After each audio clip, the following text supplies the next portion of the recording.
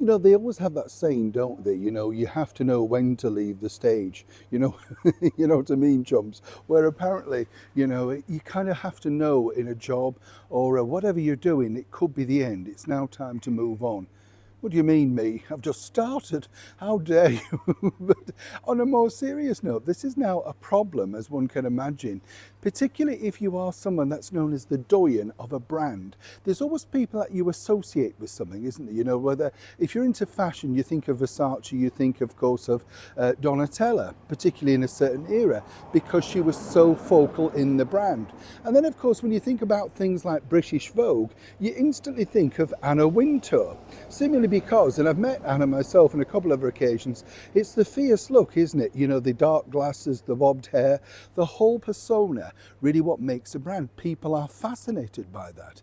Well, apparently, you know, as we now know, she's decided after many decades to move away from the top fashion chair. But is all what it seems, as ever. Let me explain. Morning, chums. Lovely to see you today. Thank you so much for joining me as ever. I don't know about you, I've mentioned this before, Vogue, all of those sort of magazines are very nice and all that. They're just too heavy.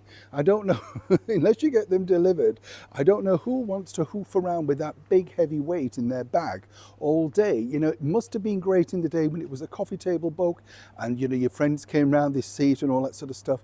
But, you know, I do sort of think with laptops, digital devices, chargers, all that, nobody wants any more weight carting them around. Clearly, though, Vogue feel differently, and this has been part and parcel of their problem. They've been losing a lot of sales over the last few years. Condé Nast have also moved out, as many people know, of their Mayfair office, the one that, of course, Anna Wintour ruled for many years. Now, as I said, I've met Anna Wintour, not at all the character that you'd imagine, just a ruthless, tough businesswoman, but you have to be when you're making business decisions. You can't pussyfoot around, and that's really where her reputation came from. So much so, as many also know, that The Devil Wears Prada, the film with Meryl Streep in it and now a musical, well, allegedly is based on her. But you see, as Anna's decided to take a step down and still be part of the Condé Nast family, others have decided to stick the boot in. And I think this is really disingenuous. They've actually decided, allegedly, to put her job on LinkedIn in the area of transparency. Not only that, you know, and we know how this works, you know, the bottom line is it doesn't really go on that stuff because they already know who they want to take over and who's going to be the replacement, but they have to go through tick boxes. But according to a source, there may have been a bigger scene behind the scenes, and I've often said this is far more exciting than what you read, see or hear on television, radio or in magazines. You see, the recent editions have had people like Bella Ramsey on the front cover and the Disney disaster that is Rachel Zegler. But, you know, Anna really just wanted to stick out for box office, as what she called them, in the shape of Princess Kate, aka Catherine, the Princess of Wales. Now, each time that she's been on the cover, it's been a phenomenal success. I'm not being sycophantic, the figures are there, you can check them out.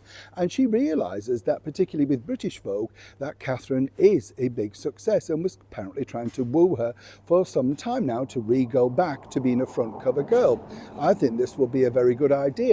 But as we saw recently with the Jaguar cars, when they decided to go woke and all that sort of stuff, you see, people behind the scenes have said, no, we need younger people, more relevant people on the front cover.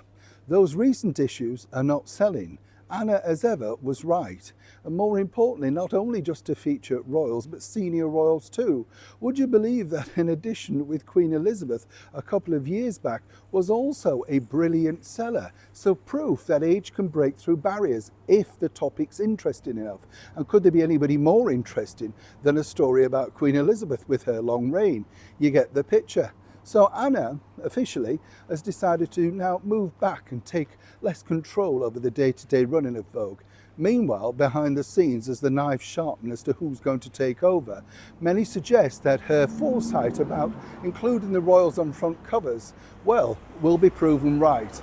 But as ever, will it be all too late for Condé Nast and Vogue? Neil Sean in the very heart of London.